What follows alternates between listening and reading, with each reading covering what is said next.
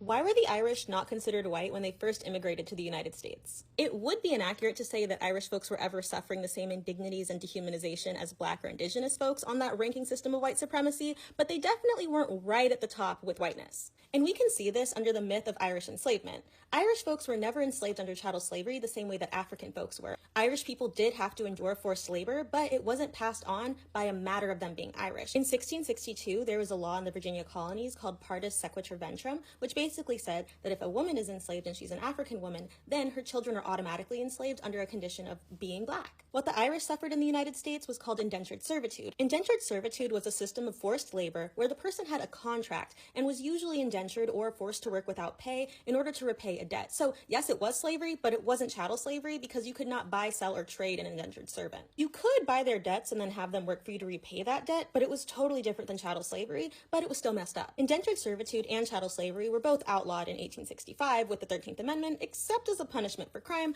which is a whole other conversation to be had. Both systems were horrible, but there's a little difference in the amount of oppression and the racialized context behind them. So when we say that Irish people were not white, what we're actually saying is that they didn't have the same privileges afforded by white supremacy that white Anglo-Saxon Protestants and other white peoples from Europe were afforded. Irish people in the United States faced ethnic, classist, religious, and xenophobic discrimination. That's true.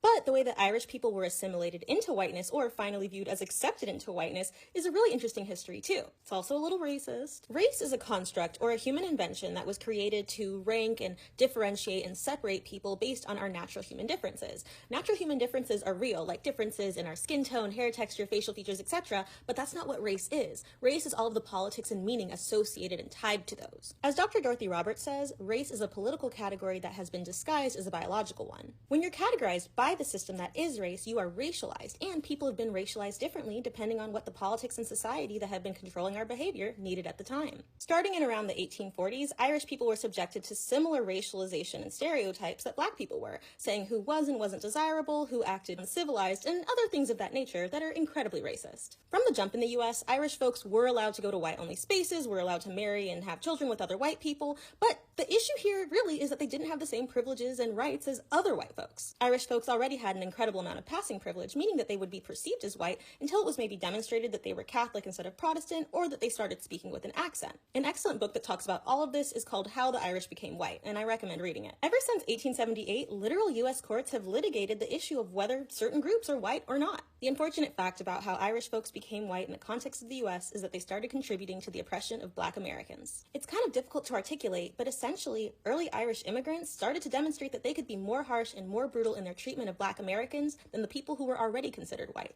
This happened during chattel slavery, where many Irish immigrants did not own slaves, but became overseers and essentially carried out the will of the slave-owning masters. And then this continued in places like New York and Boston, where Irish immigrants became in control of the police force. By organizing politically and becoming tools of white supremacy, Irish folks were allowed to assimilate into whiteness. Irish American history provides a pretty unique example about how permeable and inconsistent the rules of white supremacy can be. So while today Irish folks are perceived to be white, even that's problematic because not everyone in Ireland is white. A person's perceived or actual connection to whiteness, as well as the extent to which they uphold white supremacy, are all